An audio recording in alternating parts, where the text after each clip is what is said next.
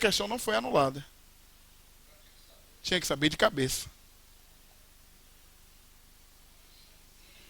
Que absurdo, não foi anulada. Não teve jeito. A gente botou recurso, entrou por aqui. Não teve jeito. Não anularam a questão. Tá aí, eu acho que eu coloquei. Se eu não me engano, eu coloquei a questão. Sesc Gran Rio. Eu acho que eu coloquei ela. Deixa eu dar uma olhada aí. É uma questão de eletrólise. Página 54. Devia ser um dos procedimentos experimentais para... Chegaram aí? Na página 54?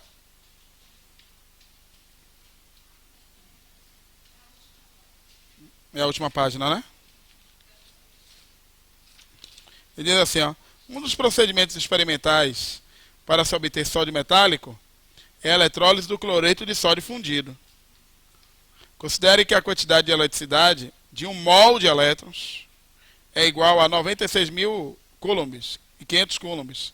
Qual o tempo necessário para obter 9,2 gramas de sódio para uma corrente de 10 amperes?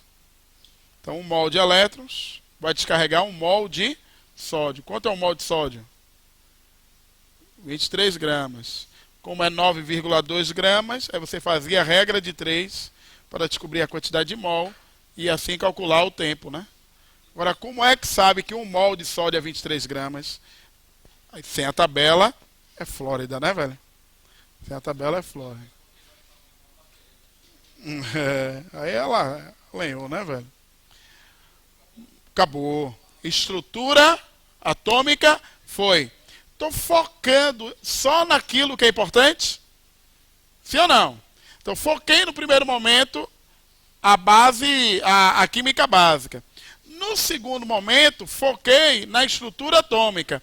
Nesse terceiro momento agora, eu vou focar em algumas coisas dos gases. Estou lhe preparando para resolver que tipo de questão? Vamos ver se você consegue adivinhar. Está sempre presente nas provas. Hein? Bora. Fiz química básica? Fiz ou não fiz? Fiz. Química básica. Fiz estrutura atômica para falar de massa atômica. Vou falar agora de gás. Mas onde é que eu quero chegar? Eu quero chegar na estequiometria, que são as questões que caem. Só que sem saber essas coisas, quantas questões de estequiometria você acerta? 0. Para saber estequiometria tem que saber gás. Para saber estequiometria tem que saber o que é mol. Para saber estequiometria tem que saber como é que funciona esse movimento. Ok? Então vamos lá para o nosso terceiro movimento de hoje, que é o estudo dos gases. O primeiro movimento foi o estudo da estrutura básica da matéria, substância pura, mistura, homogêneo, heterogêneo, simples, composto. Depois a estrutura atômica. Qual é o foco de você ter que aprender da estrutura atômica? Massa atômica. O que é massa atômica? A média ponderada dos isótopos ali, é ou não é? Onde é que eu encontro massa atômica? Onde é que eu encontro a massa atômica? Qual o dispositivo que me dá a massa atômica já calculada? A tabela periódica. Muito bem, a tabela periódica.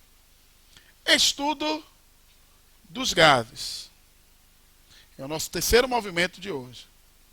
Ao estudar os gases, eu preciso estabelecer a chamada teoria cinética dos gases, que diz que os gases vão ter um movimento aleatório ou organizado. Até contínuo ou descontínuo. No gás, predomina o vazio ou predomina os espaços ocupados? Vazio.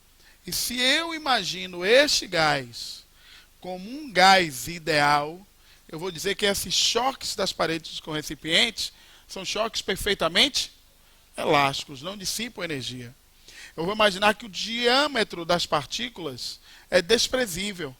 Ou seja, o volume do gás é o volume do próprio recipiente.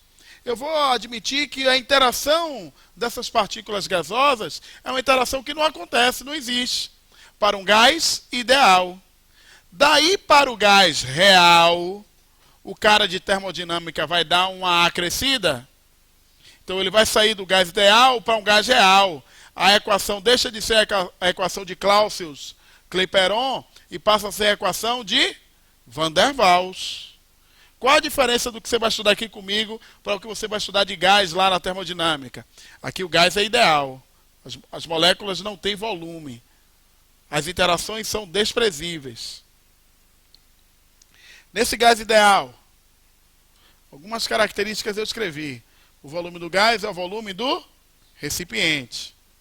Você tem um movimento retilíneo e constante. Não perde energia. Não há forças de atração ou de repulsão. Obviamente que essas forças existem ou não existem. Mas como o gás é ideal, eu estou desprezando. E a energia cinética média é diretamente proporcional à temperatura absoluta. E que temperatura absoluta é essa? Temperatura na escala Kelvin. Muito bem, temperatura na escala Kelvin. Muito bem. Como é que fica definido um estado gasoso? O estado gasoso fica definido com quantas variáveis? 3. São as chamadas variáveis de estado. Quais são elas? Temperatura, pressão e volume.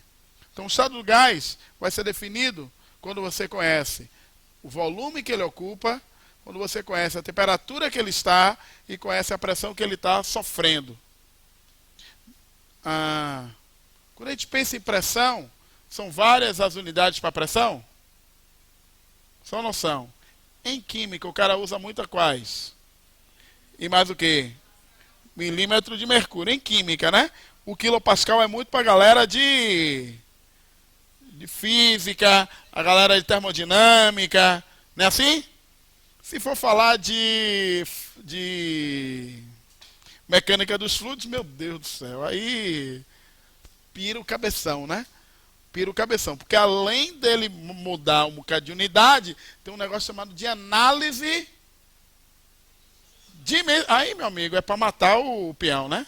Para matar o peão. Você entra na faculdade achando que sabe fazer essas unidades todas, mata pau, e quando o cara diz, vamos dar uma aula de análise dimensional, você vê, vai, e você se quebra todo, né, velho? Pelo menos eu tive que estudar muito para poder aprender. Volume em litros, mas aí pode ter metro cúbico, pode ter centímetro cúbico. E a temperatura tem que ser em Kelvin. Se você for lá para mecânica dos fluidos, o cara vai botar Celsius, vai botar Fahrenheit, vai botar Rankine. Aí me ajude, né, velho? Deixar em química que fica mais fácil. Pressão. Tem a ver com o quê? Isso, outra pessoa. Pressão tem a ver com o quê?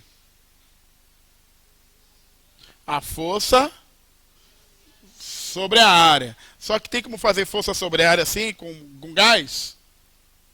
Não, então como é que vai ser pressão com gás? O choque, né? Quanto mais forte for o choque, mais pressão. Quanto mais fraco, menos pressão. Então pressão tem a ver com o choque das moléculas com a parede do recipiente. Essa pressão, por que está assim?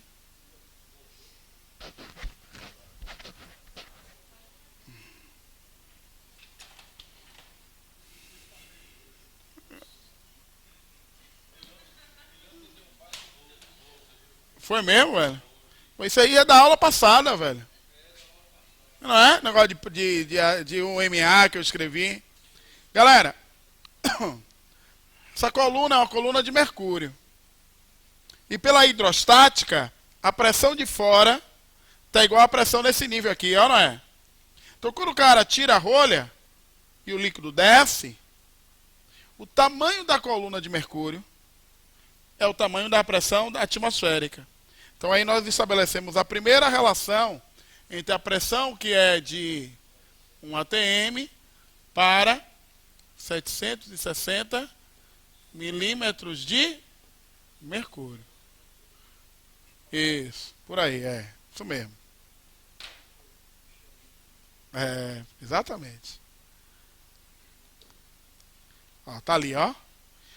Bora, o coitado do Thor se lascou, né? O cara fez isso tudo aí, o Torricelli, fez isso tudo, quis porque quis chamar de Torricelli e não pegou, né? Ficou 1 atm milímetro de mercúrio. Seria 1 atm para 760 Thor. Alguns ainda muito assim, vigorosos. Thor, T-O-R-E. Alguns mais assim, inflamados para defender o Torricelli, botam na prova. Mas é sacanagem, né? O que é Torricelli? É o milímetro de mercúrio, né? É o milímetro de mercúrio. Temperatura. Mede indiretamente o grau de agitação das moléculas. Moléculas mais agitadas vão ter uma temperatura maior. Moléculas menos agitadas vão ter uma temperatura menor. Qual delas é importante para mim? Kelvin. Para química, né? Então vai ficar Kelvin, a temperatura em Kelvin, a temperatura em Celsius, mais 273. Volume. Vamos aí. Volume é a arte de somar cubos. Não é assim? Volume é a arte de somar cubos. Área é a arte de somar quadrados. Volume é a arte de somar cubos. Então, se eu quiser saber o número, qual é o volume aqui dessa sala, eu quero saber quantos cubos cabem aqui dentro. Não é assim? Então, se aqui for, por exemplo, cubos de 1 metro, se eu tiver 1 metro cúbico aqui, cabe quantos litros? 1000 litros. Se eu tiver cubos de 1 centímetro, aqui, 1 centímetro cúbico cabe quanto? 1 ml. E aí você vai tirando as relações. 1 decímetro cúbico, 1 litro. Muito bem. Uma transformação gasosa é uma mudança de estado? Quem é que define o estado? Não são as variáveis de estado? Então, quando eu transformo as variáveis de estado, eu estou mudando o estado do gás? Estou ou não estou? Então, se eu estou no estado com a pressão é 1, o volume é 1, a temperatura é 300, vou para a pressão 2, volume 3 e a temperatura 300, eu mudei o estado do gás? Mudei, mas mudei como? Mudei como? Como é que foi essa mudança? Com a temperatura constante. Então eu digo que foi uma mudança isotérmica, porque manteve a temperatura constante. Muito bem. Pressão, volume. Maior pressão, menor volume. Se eu mantiver isso constante, ou se eu mantiver a temperatura constante, esse experimento ficou conhecido como experimento de Boyle-Mariotti. E a lei ficou conhecida como a lei de Boyle-Mariotti, que diz que a temperatura constante, pressão e volume são grandezas inversamente proporcionais. Quando você dobra uma, você divide a outra por 2.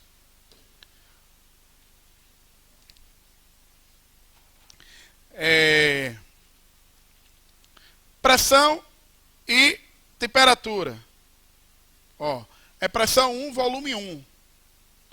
Pressão 2, o volume foi para meio. Pressão 4, o volume foi para 0,25. A pressão está aumentando e o volume está o quê? Diminuindo. Mas se você fizer a pressão vezes o volume, dá 1 vezes 1, 1. Se você fizer a pressão vezes o volume, 2 vezes 0,5, 1. Se você fizer 4 vezes 0,25, 1. Então, toda vez que a pressão e o volume são grandezas inversamente proporcionais, o produto delas dá uma constante. Se o produto delas é uma constante, P vezes V de antes é igual a P vezes V de depois. Então, na equação de Boyle, P1, V1 é igual a P2, V2. Isotérmica.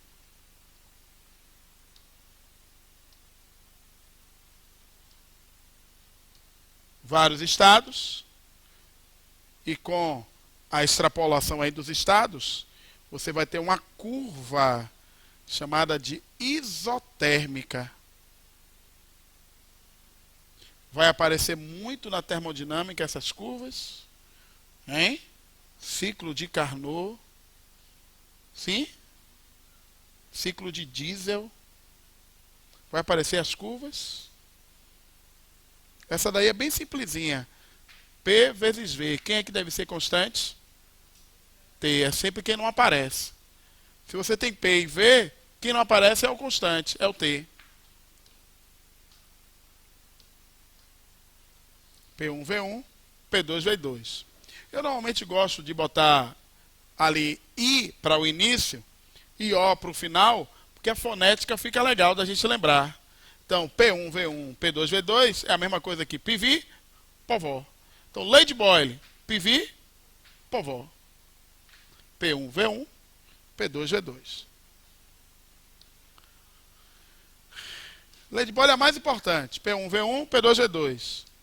Teve um cara chamado Charles que fez tudo isso que Boyle fez, só que manteve a pressão constante. Quem que vai variar? Volume e temperatura. VT, Votó. Ou V1, V2, ou V1, T1, ou V2, T2.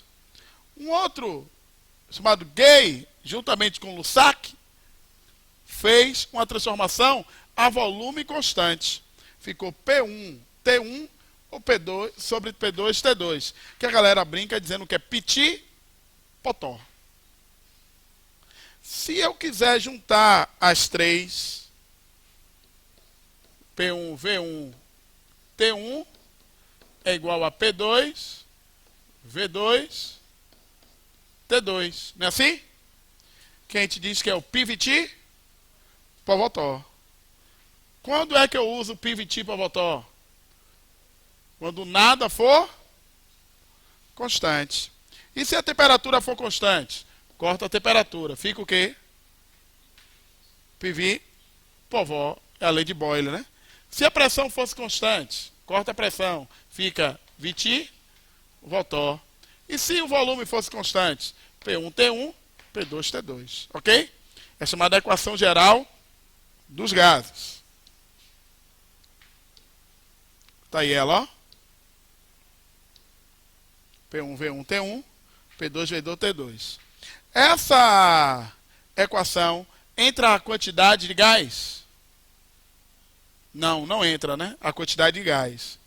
Quando entrar a quantidade de gás, aí eu vou precisar estabelecer a chamada equação de Clausius-Clapeyron, que usa pressão, volume, temperatura e uma quantidade de gás.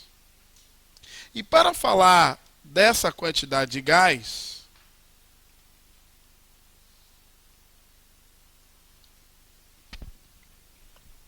vou precisar aqui bater um papo com você. Átomo é muito pequeno, não é assim? Qual a unidade que a gente deu para o átomo? O mA. Mas se eu tiver muitos átomos, eu posso transformar essa unidade de UMA para grama? Posso. Experimentalmente, os caras perceberam que qualquer que seja o número de átomos, ou qualquer que seja o tipo de elemento, quando você tiver 6,02 vezes 10 a 23 átomos, moléculas ou íons, você vai ter a massa atômica ou massa molecular expressa em gramas. Então, por exemplo, o sódio, lá na tabela, tem o número atômico 11 e tem a massa atômica 23. Onde é isso aqui? Na tabela periódica.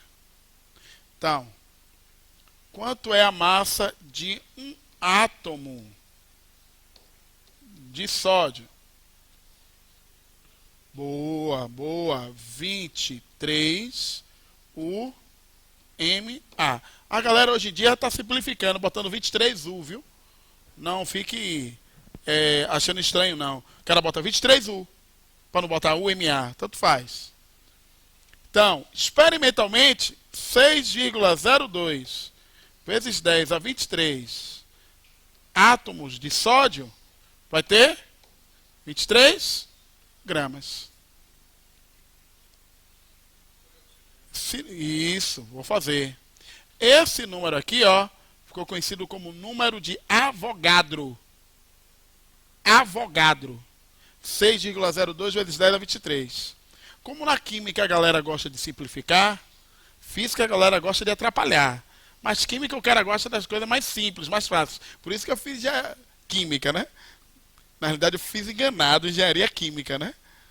Fiz enganado, Porque engenharia química é um curso de física. Eu gostava de química, fui fazer engenharia química. Quem gosta de química tem que fazer química. É. Porque eu com engenharia química eu gosto de física, velho. Só tô bomba na cabeça, bomba na cabeça. Aí eu me firmei e falei, rapaz, vou terminar esse negócio, porque esse negócio não é melhor do que eu, não. Né?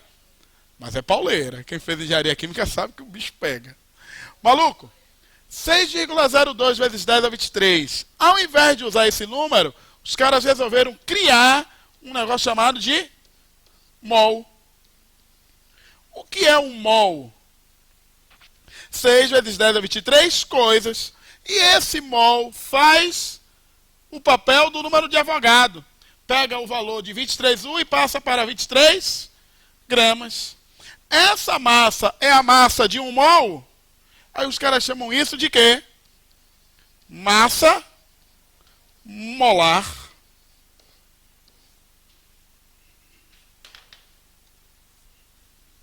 O que é a massa molar? A massa de um mol. E o que é um mol? 6 vezes 10 a 23 coisas. Átomos, moléculas ou íons.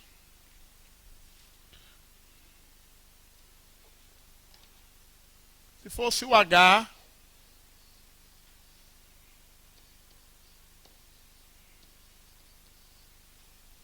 me pediram o O.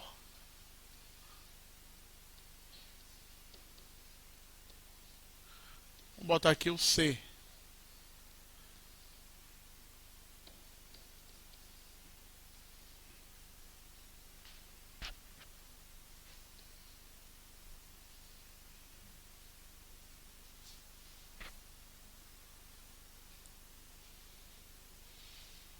Se fosse o O2, seria como?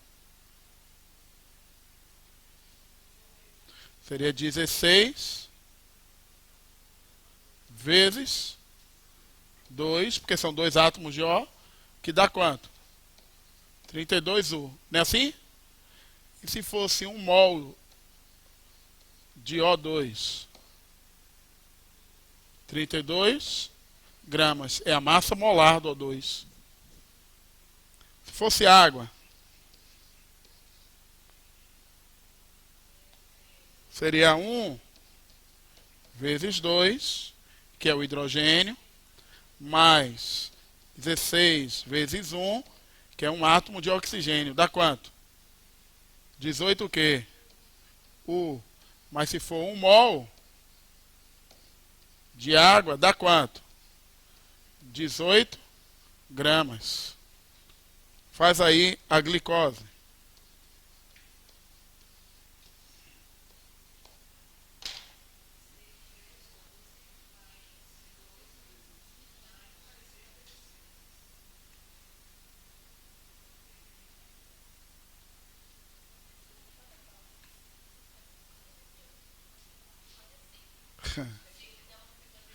Tem um que é 44, que é o CO2.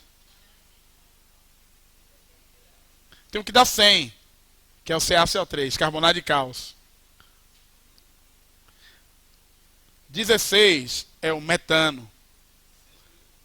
Boa. 180 é a glicose. E 342, sacarose. C12H22O11. Aqui dá quanto? Vá. 12 vezes 6, mais 1 vezes 12, mais 16 vezes 6. Isso vai dar 180 U. Se for 1 mol, vai dar 180 gramas. Certo?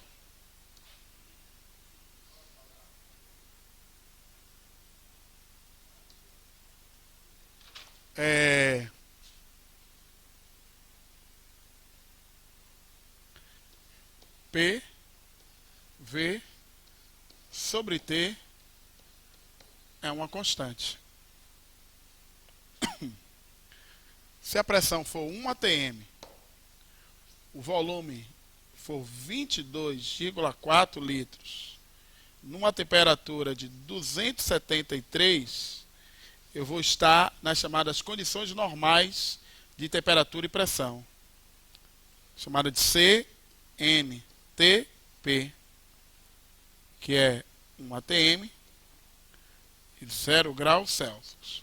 Mas, Robson, 0 graus Celsius, por que você botou 273? Quem Kelvin? Se isso aqui for 1 mol de qualquer gás, vale 0,082.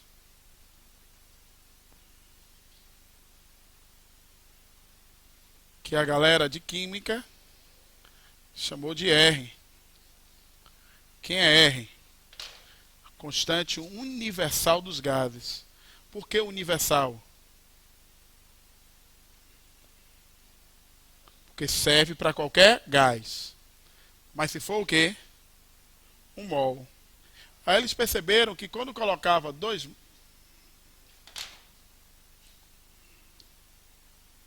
Eles perceberam que quando colocava 2 mols, valia 2R. Quando colocava 10 mol do gás, valia 10R. Então, N mol de gás, uma quantidade qualquer de gás, vai valer o quê? NR. Então, PV sobre T para uma quantidade qualquer de gás é NR. Logo, PV é igual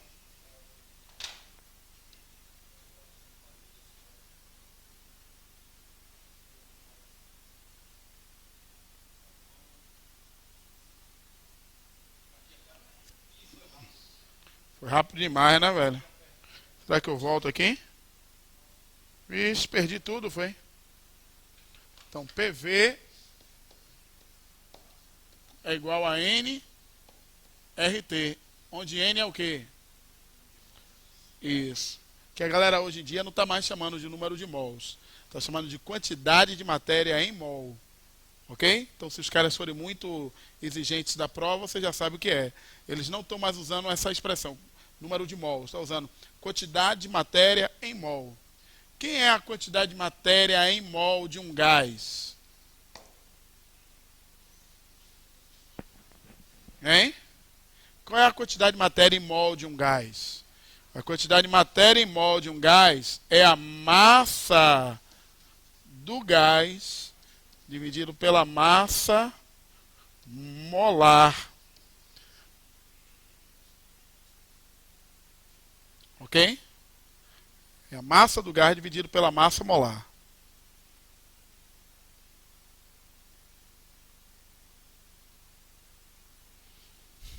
Daí a gente pode andar um pouquinho.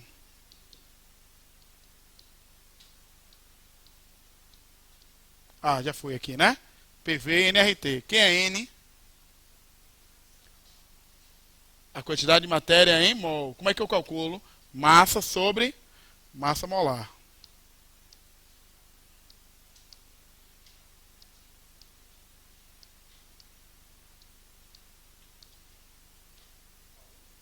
Ali o R, que é 0,082. Ficou ruim aí, né, velho?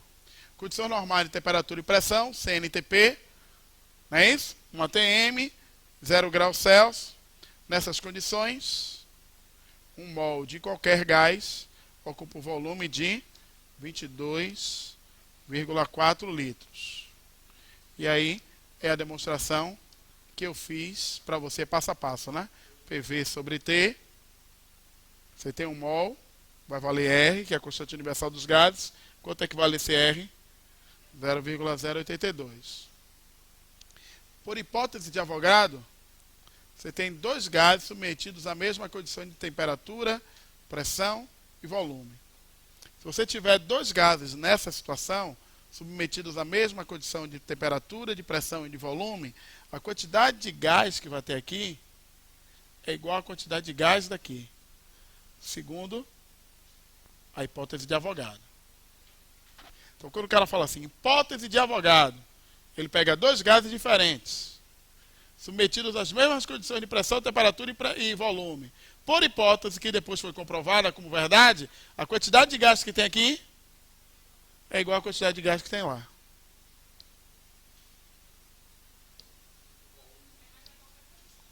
Isso.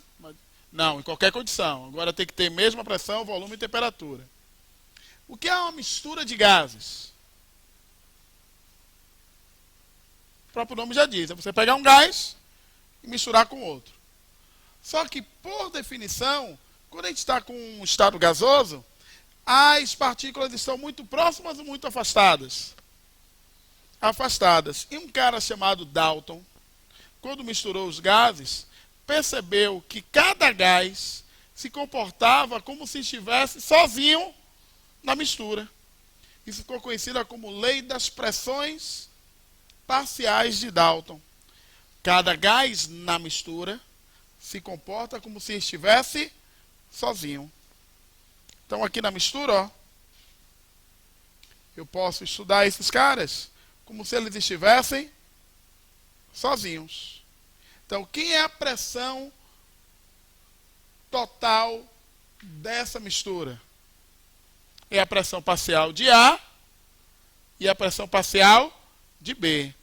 Esse conceito de pressão parcial também vai ser importante você conhecer para a termodinâmica?